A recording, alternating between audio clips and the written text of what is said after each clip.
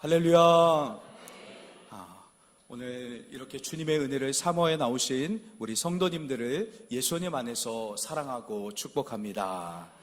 저는 여러분들과 함께 그리스도인이 누리는 특권, 기쁨에 대해서 함께 은혜의 말씀을 나누고자 합니다. 우리가 성경적인 기쁨에 대해서 좀 알아볼 필요가 있습니다. 어떤 상황 속에서도 불평하지 않고 즐거워하는 그 마음이 바로 성경적인 기쁨입니다. 그래서 성경적인 기쁨을 누리는 비결에 대해서 우리 성도님들과 함께 은혜의 말씀을 나누고자 합니다.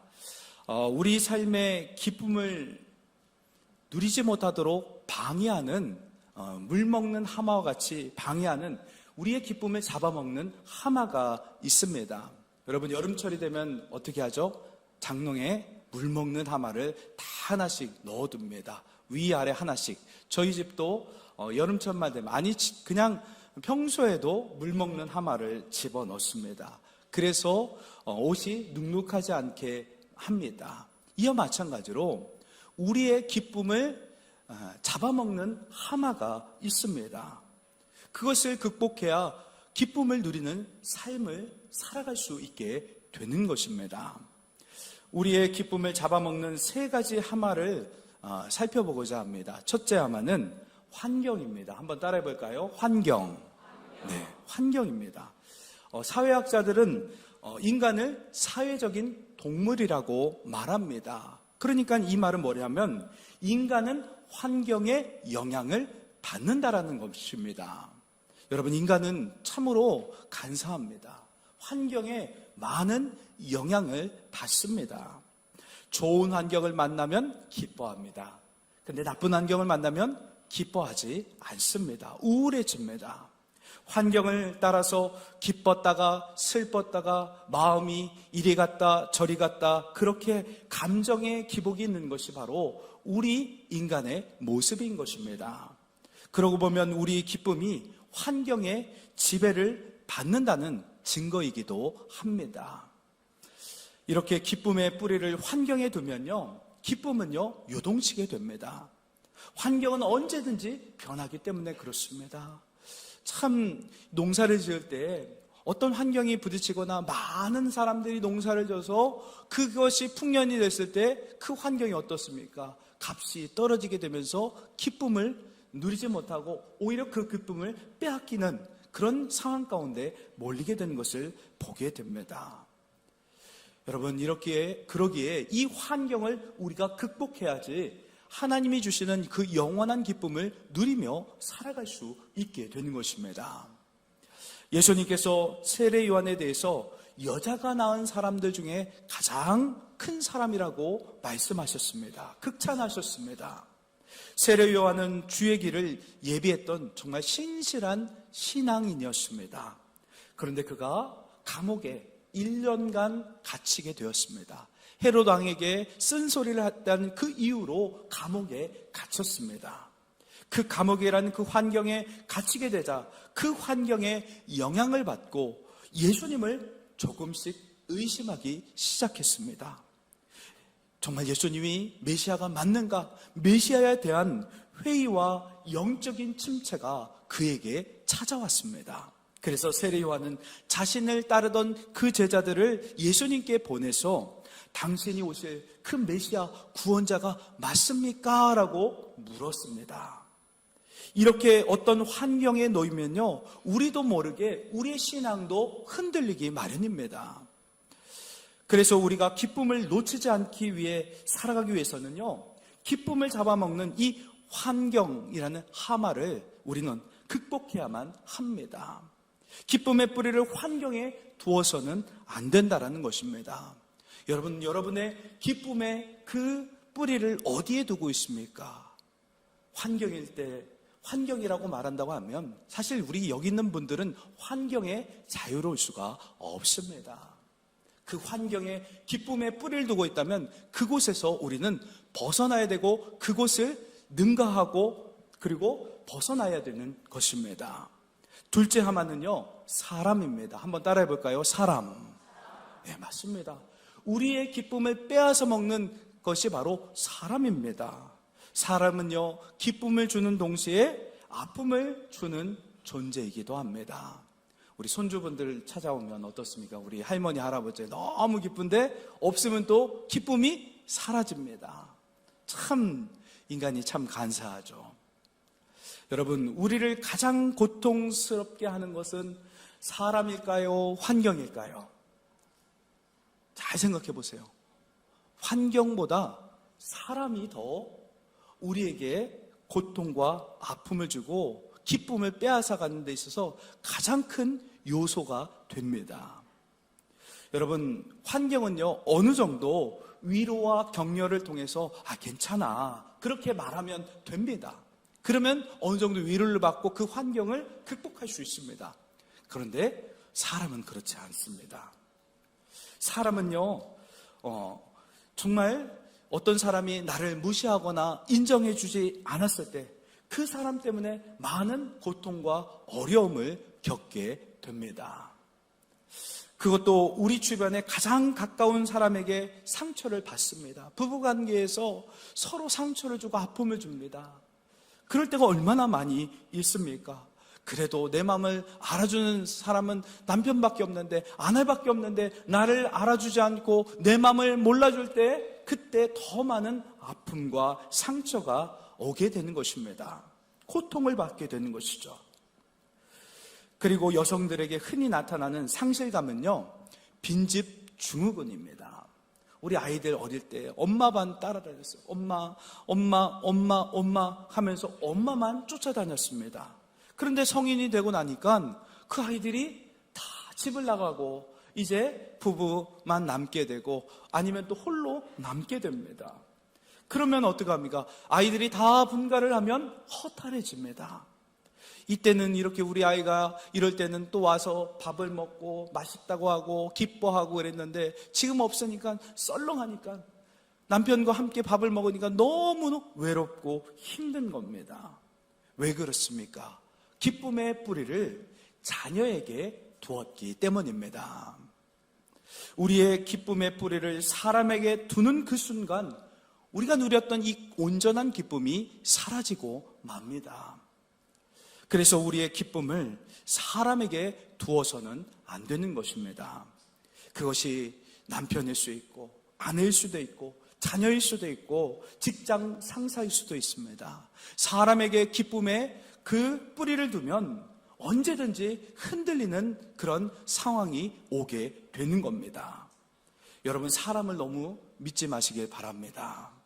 여러분, 목회자인 저도 믿지 마세요. 오직 믿음의 대상은 예수 그리스도밖에 없습니다. 예수님만 잘 믿으시면 됩니다.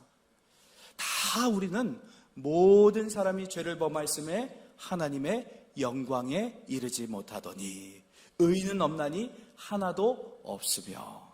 그러니까 저도 연약하고 죄인인 사람입니다. 오직 우리의 죄를 대신 짊어지시고 우리를 구원하시는 예수님만 잘 믿으면 됩니다. 우리의 기쁨의 뿌리를 사람에게 두는 순간 우리의 신앙은 흔들리고 맙니다. 교회 생활하는데 목사님께 소망을 두고 그렇게 기쁨을 얻으려고 하면요, 그 신앙은 흔들리게 되는 거예요. 너무 목회자를 의지하는 한국교회는 문제가 있어요. 담임 목사만 정말 그렇게 사랑하고 의지하는 경향이 있습니다. 그러면 안 됩니다. 우리를 끝까지 포기하지 않고 사랑하시고 구원하시는 그 예수님께 우리의 소망을 두어야만 합니다. 셋째 하나는요, 물질입니다. 한번 따라해 볼까요? 물질. 네, 맞습니다. 물질의 하마, 그것을 경계해야 되고 조심해야 합니다. 여러분, 물질은 우리에게 필요합니까? 필요하지 않습니까? 필요해요. 꼭 필요한 것들입니다. 물질은요, 우리를 기쁘게 만드는 것 중에 하나입니다. 어느 날 책장 정리를 하다가 예상치 못한 숨겨놨던 비자금을 발견했을 때 얼마나 기쁩니까? 저도 전에 책장에서 이제 책을 읽다가 거기서 책을 읽다가 우연히 지폐를 발견했는데 10,000원짜리 지폐. 옛날에 구권은 어떻습니까? 종이지폐가 좀 크지 않았습니까? 좀 컸어요. 그걸 발견했을 때, 와, 이거 되나 안 되나? 그걸 갖다가 이제 마트에 가서 사용하니까 돈을 받더라고요. 얼마나 기뻤는지 모릅니다. 하루 종일 기뻤어요. 야, 그 10,000원짜리 한 장 때문에 기쁨이 오더라고요. 여러분, 아무리 적은 액수라고 할지라도 그 10,000원짜리 때문에 기쁨을 가질 수 있었고 좋았습니다. 반대로요, 생각지도 않은 돈이 새어나갈 때 어떻습니까? 온종일 기분이 나쁩니다. 만약 그 돈의 액수가 엄청 크다고 하면 천국과 지옥을 오갈 수도 있습니다. 그래서 물질에 우리의 기쁨을 두게 되면 언제든지 흔들리고 마는 것입니다. 이 땅에서의 좋은 환경, 그리고 좋은 사람, 또 풍부한 물질, 우리에게 다 필요하고 좋은 것들입니다. 하지만 그 모든 것을 갖다가 물질과 환경과 사람에게 소망을 두는 그 순간, 그 기쁨은 온데간데 없이 사라질 수 있는 정말 잡혀지지 않는 기쁨이라는 것입니다. 하지만 기쁨은, 그래서 우리의 기쁨이 이렇게 한시적인 그 기쁨을 쫓다 보면 무지개를 쫓는 것과 같습니다. 언제든지 그 기쁨은 우리 손안을 벗어날 수 있는 기쁨이기에 우리는 기쁨을 잡아먹는 그 하마를 극복하고 기쁨을 누릴 수 있는 그런 삶을 추구해 나가야 합니다. 자, 그러면 참된 기쁨을 누리며 살 수 있는 그 비결을 성경은 사도 바울을 통해서 보여지고 말씀해주고 있습니다. 사도 바울이요, 정말 기쁘고 행복하게 살았다라고 성경은 증언하고 있습니다. 여러분, 사도 바울은요, 감옥에 갇혀 있으면서도 항상 기뻐하라라고 성도들에게 권면할 만큼 기쁨이 충만한 삶을 살아갔습니다. 자기 옆에 있었던 사람들이 그 사도 바울을 배신했어도, 그렇게 떠나가는 상황 속에서도, 감옥에 갇혔다라고 떠나가고 그렇게 정죄했던 그 상황 속에서도 그는 기쁨을 잃지 않았습니다. 그 그는요, 물질과 또 환경과 사람까지 초월한 그 기쁨을 누리며 살아갔던 그 인물이 바로 사도 바울이었습니다. 빌립보서 4장 11절로 12절 말씀에 이렇게 말씀하고 있습니다. 내가 궁핍함으로 말하는 것이 아니니라. 어떠한 형편에든지 나는 자족하기를 배웠노니 나는 비천에 처할 줄도 알고 풍부에 처할 줄도 알아. 모든 일 곧 배부름과 배고픔과 풍부와 궁핍에도 처할 줄 아는 일체의 비결을 배웠노라. 아멘. 이렇게 사도 바울은요, 물질로부터 자유한 삶을 살았습니다. 그 비결이 무엇일까요? 사도 바울이 누렸던 이 기쁨은 자연히 생긴 것이 아니라 빌립보서 말씀처럼 배웠다라고 이렇게 말씀하고 있습니다. 그 기쁨이 감정의 문제가 아니라 배움의 문제이고 훈련의 문제라는 겁니다. 기쁨도 훈련되어야 되고 배워야만 한다라는 것입니다. 왜냐하면 우리의 감정은요, 시시때때로 바뀌기 때문에 우리의 감정을 의지할 수 없습니다. 오늘 우리가 교회 오면서 기뻤다가 슬펐다가 막 감정의 요동을 이루 말할 수 없습니다. 그래서 어떤 경우에는 부부가 서로 싸우기도 하고 왜 빨리 안 나오냐, 또 왜 늦냐 하면서 막 다투다 보면 기쁨을 잃어버리니까 예배에 집중할 수가 없게 되는 것을 우리는 많이 경험했습니다. 그렇지 않습니까? 저희 목회자 가정이라고 그렇지 않을까요? 다 똑같습니다. 사는 것은요, 다 똑같아요. 기쁨은 언제든지 감정에 의해서 사라지고 마는 것입니다. 그러기에 이 기쁨을 우리는 배워야만 하고 훈련해야만 한다라는 것입니다. 기쁨은 의지의 문제이고 기뻐하기로 결단해야 하고 또 어떤 일에 순종하며 나가다 보면 감정은 나중에 따라오는 것입니다. 믿음도 마찬가지예요. 믿음은 의지입니다. 우리가 의지를 갖고 나가다 보면 감정은 따라오기 마련인 것입니다. 그렇다면 우리 마음 가운데 감정을 뛰어넘는 기쁨을 누리기 위해서 어떻게 해야 할까요? 우리의 기쁨을 예수님께 둬야만 합니다. 어디에 둬야 된다고요? 예수님께 둬야 합니다. 그것이 정답이에요. 여러분, 주 안에 있을 때 항상 기뻐할 수 있다는 사실을 믿으시기 바랍니다. 사도 바울이 감옥에 갇혔을 때 늘 기뻐할 수 있었던 그 일체의 비결이 있었습니다. 빌립보서 4장 4절 말씀에 이렇게 고백합니다. 주 안에서 항상 기뻐하라. 내가 다시 말하노니 기뻐하라. 여기 단서 조항이 무엇입니까? 주 안에서입니다. 주 안에서 항상 기뻐하라. 그러니까 사도 바울의 기쁨의 근원이 주 안에 거하는 것이었습니다. 주 안에 거할 때 기쁨이 사라지지 않는 거예요. 환경, 물질, 사람에게 기쁨의 소망을 둘 때 그 기쁨은 막 도망가고 사라지지만 주 안에 거할 때 환경과 물질과 사람, 그 모든 것들이 다 사라져도 그 기쁨이 끊이지 않습니다. 왜 그렇습니까? 주님이 주시는 기쁨은 영원한 기쁨이기 때문에 그렇습니다. 이 땅의 기쁨은 100년의 짧은 인생 가운데 얻어지는 그런 한시적인 기쁨이기 때문입니다. 주님의 주시는 이 기쁨은요, 영원한 기쁨이기 때문에 주님 안에 거하면 그 영원한 기쁨이 우리 안에 머물게 되는 것입니다. 흔들리지 않습니다. 어떤 풍파가 와도 흔들리지 않는 그런 기쁨을 누리며 살아갈 수 있게 되는 것입니다. 여러분, 그래서 주 안에서 기뻐하는 것이 중요합니다. 우리가 예수 그리스도 안에 있을 때 환경과 사랑과 물질을 초월하여 기쁨을 누리며 살아갈 수 있습니다. 그래서 우리의 신앙을 점검할 때 은혜와 기쁨이 내 안에 있는가 없는가를 점검해 볼 필요가 있습니다. 만약에 은혜와 기쁨이 사라졌다면 우리의 소망과 기쁨을 어디에 두고 있다는 거예요?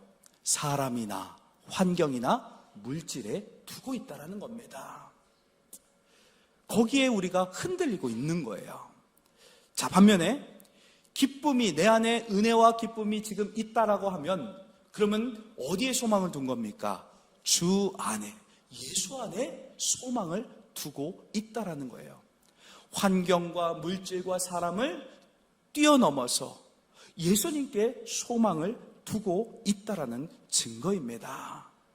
내 안에 계신 예수님의 마음과 생각이 나를 지배하고 나를 다스리시기 때문에 절대적으로 흔들리지 않는 평안이, 그 기쁨이 마르지 않는 샘처럼 계속해서 나오게 되는 것입니다.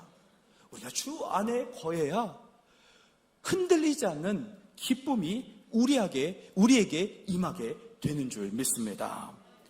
사도 바울이 감옥에 있을 때도 기뻐할 수 있었던 비결은 감옥이라는 그 환경에 초점을 두지 않았기 때문입니다. 그 초점을 예수 그리스도에게 뒀기 때문에 그가 감옥에 갇힌 그 악조건인 환경 속에서도 기뻐할 수 있었습니다. 사도 바울처럼 그리스도 안에 있을 때 우리는 세상에 주는 그 기쁨을 초월하여 하나님께서 주시는 그 기쁨을 누리며 살 수 있게 되는 것입니다. 사도 바울은 이 놀라운 비결을 배웠고 또 알았기 때문에 예수를 아는 지식 외에 다른 모든 것들을 배설물로 여겼던 겁니다. 여러분, 오늘 본문의 저자인 하박국 선지자도 사도 바울과 똑같은 고백을 했습니다. 다 함께 오늘 본문의 말씀을 한번 읽어보겠습니다. 하박국서 3장 17절에서 18절 말씀을 함께 합독하도록 하겠습니다. 함께 읽겠습니다. 비록 무화과 나무가 무성하지 못하며 포도나무에 열매가 없으며 감람나무에 소출이 없으며 밭에 먹을 것이 없으며 우리의 양이 없으며 외양간에 소가 없을지라도 나는 여호와로 말미암아 즐거워하며 나의 구원의 하나님으로 말미암아 기뻐하리로다. 아멘. 이렇게 하박국 시대는 정말 그 환경이 암흑기였고 절망 그 자체였던 시기였습니다. 그런 모든 것들이 다 사그러지고 없어지는 그런 힘듦과 고통과 절망 가운데 있었을 때 그가 고백하기를 나는 여호와로 말미암아 즐거워하며 나의 구원의 하나님으로 말미암아 기뻐한다라는 놀라운 믿음의 고백을 올려드릴 수 있었습니다. 여러분, 하박국 선지자처럼 감정을 뛰어넘는 지속적인 그 기쁨을 누리기 위해서는 구원하시는 하나님을 발견해야 합니다. 우리의 모든 어려움과 환경 속에서 건져주시고 구원해주시고 또 악인을 철저하게 심판하시고 의인을 구원하시는 그 공의의 하나님, 사랑의 하나님을 우리는 믿어야 할 때, 믿을 때 하박국과 같은 그런 고백을 올려드릴 수 있게 되는 것입니다. 여러분, 우리에게 또한 또 한 가지 우리가 지속적인 기쁨을 누리기 위해서는요, 구원하신 하나님 발견할 뿐만 아니라 우리에게 사명을 부여해 주시는 하나님을 발견할 때 지속적인 기쁨을 누릴 수 있습니다. 여러분, 우리에게 사명이 선명해질 때요, 기쁨이 끊이지 않습니다. 사도 바울이 감옥 안에서도 기뻐할 수 있었던 이유는 복음이 전파되는 것 때문이었습니다.